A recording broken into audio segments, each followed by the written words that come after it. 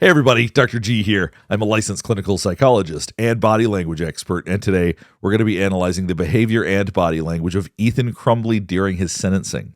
In 2021 at Oxford High School, Ethan Crumbley shot and murdered 4 people. He injured 7 more. It's reported that he wanted to be a school shooter.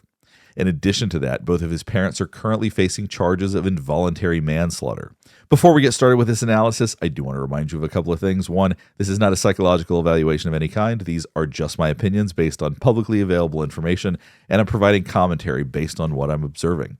In addition to that, I do want to remind you to like and subscribe if you want to see more content just like this. All right, let's go. So what we're going to be looking at today is some of his behavior during the victim impact statements, as well as a statement that he's going to be making at the end before his sentencing. Let's just jump right in. And on November 30th, 2021, my life and many others were changed forever. Since that day, the Oxford community, including myself, my family, my friends, and my... So what you're seeing from him right now is something you're going to observe quite a lot during the victim impact statements. He looks down. He doesn't really move much. He doesn't seem engaged at all. He doesn't seem interested. Oftentimes when people start looking down, when they've been looking up and then move to that position, we think of it as a loss of confidence. He started in this position, which makes me think that it's a sign of disinterest or an attempt to avoid as much as he can. Let's keep watching for a minute and see if anything changes. My school have endured an unimaginable amount of hurt, pain, and trauma. What started as a normal Tuesday turned into an event that changed many of our lives forever. My life has not been and won't ever be the same. Before the shooting, I was doing well. Life was comfortable and without any major problems. I trusted that people and the world was safe, especially my hometown. So obviously we're not seeing him move at all. We're not seeing any change in his behavior. So to me, this looks like an avoidance tactic. On that Tuesday, I walked into the school as a normal 9th grader. Let's skip ahead to some other impact statements and see if his behavior changes at all. This is about an hour later. Let's see if there's any difference. I'm a junior at Oxford High School, and today I want you to look at me. I have faith that the justice system will do its job, and you will never see me in person. So today, I want you to look at me, because it'll be the only chance you'll ever get to. So you heard her say, I want you to look at me, and she was speaking directly to him, being very pointed about this. He did not grant that in any way, shape, or form. He didn't look up. He didn't move. He just continues to fidget with his fingers. And so that does show that he is not engaging with these victims. As I stand here today, I'm 16 years old, and I'm a junior at Oxford High School. I was 14 when you shot people right outside my classroom. As I think about it now, I can feel the adrenaline running through my veins. So through all of this, it's been an hour since the last victim in this one, based on the way that I've edited this together. There's a huge amount of time. We're seeing no change from him, no engagement, just avoiding as much as possible, refusing to look up, refusing to acknowledge and see the pain that he's caused. I was given my very own life sentence. I was only 14. I am now sentenced to a lifetime of PTSD. I've spent hundreds of hours in therapy offices, and I've spent all my tears on this for so long. So we're going to be watching a clip in a little bit that's going to really highlight what my concerns are about people like Ethan Crumbley. If somebody wants to have any chance of anybody ever trusting them again to possibly be back in society, this is his chance. This is his opportunity to show that he has learned something, the opportunity to show that he is remorseful for what he did, but he's not showing that. And here we're at another victim impact statement. Hours have passed, and nothing has changed about what he is doing. Day when the defendant emerged from the adjacent bathroom and started his rampage. Moments later, there were 5 girls in the bathroom. 4 walked out ahead of me and headed to class while I stayed back in the bathroom. After hearing the deafening noises, I came out of the bathroom stall to see those 4 girls and others. So we skipped ahead past a lot of the victim statements. I think that what the victims have to say is infinitely more powerful, more interesting, and more important than anything that Ethan Crumbley has to say.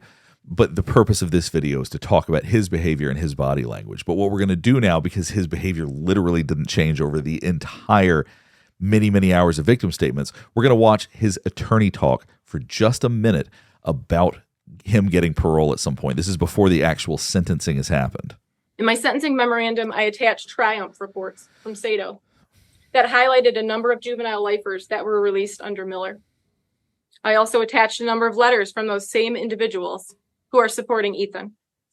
In each of those cases, 20 to 30 years ago, a judge told them that they couldn't change, that they were irreparably corrupt, and they were wrong.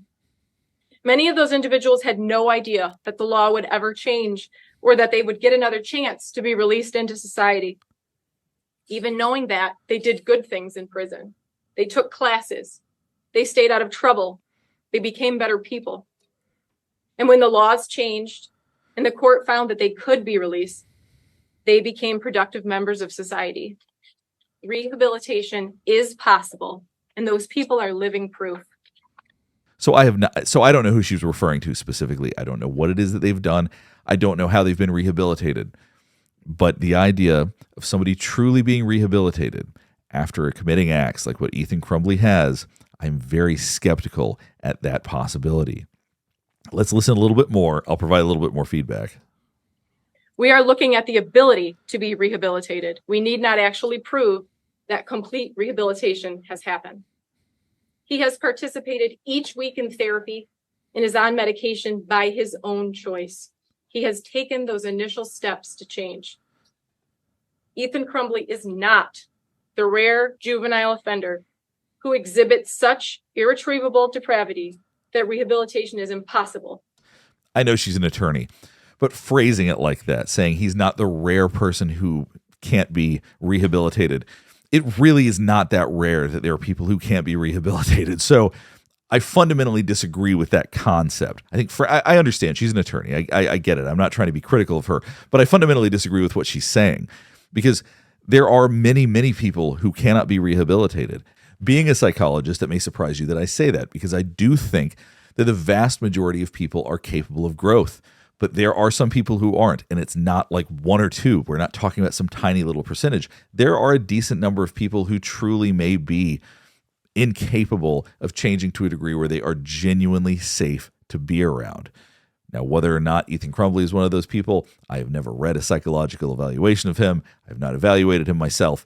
But based on the behaviors he engaged in, I think the idea of pursuing life without parole makes a lot of sense. Before we move on to hearing Ethan Crumbley's statement, I do want you to listen to what an officer had to say during his trial. I think that what he said about some of his behavior is very powerful and extremely important for you to think about before he makes his statement. So this is an officer from the Oakland County Jail. We're going to hear him talk a bit about what Ethan Crumbley did on the iPad he was given to work on his GED. Yes, so he was given a tablet to use GED. There's several reasons that they're allowed to use it for, and he was able to access the internet on it and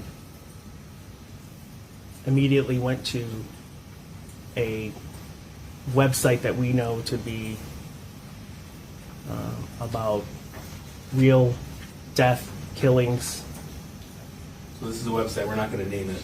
And Detective Rogowski from Computer Crimes, he'll be here later to testify in more broad terms about the forensic download. But the particular website that he immediately looked at, and he bypassed security on the Oakland County Jail tablet, that's the same website that he had reviewed hundreds of times before the shooting. Yes. And that website features death, gore, and videos of animals, school shootings, things that people upload to that website. Yes, real life torture, death. Executions. Yes. So immediately upon getting an iPad to work on his GED, he bypasses security and starts going to websites that show real life gore. And that indicates also that the defendant, after he viewed that, it was 38 times, he deleted his search history after. He did, yes. And afterward, he deleted his search history, showing that he knows he did something wrong. So I want you to consider this. This is after entering a guilty plea, after shooting up a school. He has the wherewithal to actually bypass security, to delete his history, and to visit a site he visited many times before engaging in the horrific behavior. I just want you to consider how depraved that actually is, that after shooting up a school, he still can't get his fill of seeing more of this. With that in mind, now let's see what Ethan Crumbley says to the judge before his sentencing. Mr. Crumbley, is there anything you would like to state before I pass sentence? Your Honor, may he stand? Yes, you may.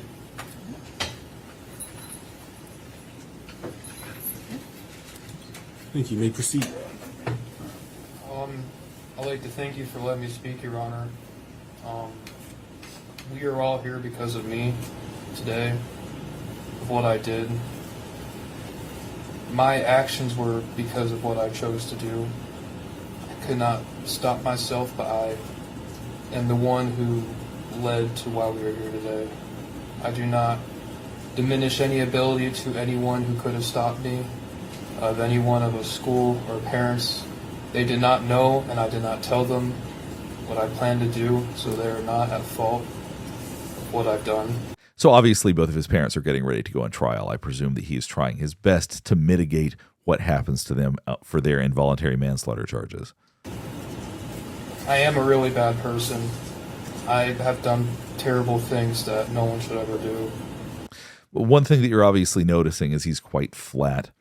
He's saying these things very plainly. You're not seeing any emotion. You're not seeing anything that resembles him feeling what he's talking about. It doesn't mean he doesn't feel it necessarily. I can't say that for sure, but he's certainly not showing it. I have lied, been not trustworthy. I've hurt many people, and that's what I've done, and I'm not denying it, but that's not who I plan on to be. Whatever sentence it is, I do plan to be better than I am. I don't know if you'll believe that, but records of 15, 20, 25 years can show that it will change. Because it may not show it now with only 2 years of records, but I am trying. And all I want is for the people I hurt to just have a final sense of culpability that justice has somewhat been served in any capacity that they can recognize it with. Any sentence that they ask for, I ask that you do impose it on me, because I want them to be happy and I want them to feel secure and safe, and I do not want them to worry another day, because I really am sorry for what I've done, for what I've taken of them. I cannot give it back, but I can try my best in the future to help other people, and that is what I will do. So, thank you, Your Honor. Thank you. And so he said about exactly what you would expect that anybody would say, which is, yeah, please give me a shot to get out at some point because I'll do better, and so on and so forth. Nothing specifically wrong with his statement, but we're certainly not seeing him connect with what he's talking about. Basically saying, well, I'm not better yet, but maybe I'll be there one day. It's an argument that's very hard to have much faith in. As far as his body language goes during something like this, you're not seeing much. Like I said, what we don't see is really any emotion. We just see him stating things plainly. Doesn't mean that he doesn't mean what he's saying. Maybe he does. But it doesn't change the fact that if you are to gauge whether or not he's capable of being rehabilitated based on remorse, based on connecting with what was said by the victims, we're certainly not seeing anything that resembles that here. The defendant and the underlying facts of this case believes that it is in the best interest of justice as well as proportionate to the needs of this case to sentence defendant as follows. As it relates to docket 2022-279-506 count 1, terrorism causing death.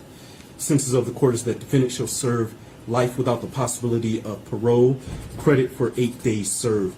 So there are a number of counts that have him life without parole. And so at this point, none of what he wanted was granted. Thank you very much. With that, deputies, you may take Mr. Crumbley. To those in the gallery, please be seated until he is exited.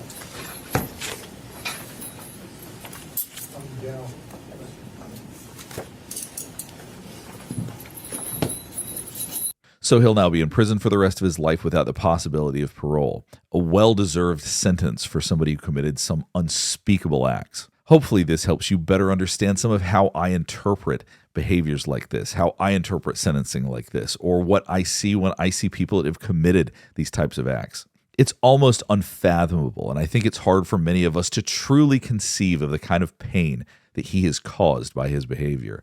Of all the different types of criminals that I talk about on this channel, ones that commit mass shootings or school shootings are some of the most challenging, because the idea that they will somehow get better or be capable of ever re-entering society, I am very, very skeptical of. So before we wrap things up, if there are other people you want me to analyze, if there's other situations that you want me to analyze, or there's anything else in true crime that you're curious about, please let me know in the comments below. Last thing before we get wrapped up is I do want to remind you to like and subscribe if you want to see more content just like this. All right, thanks for watching.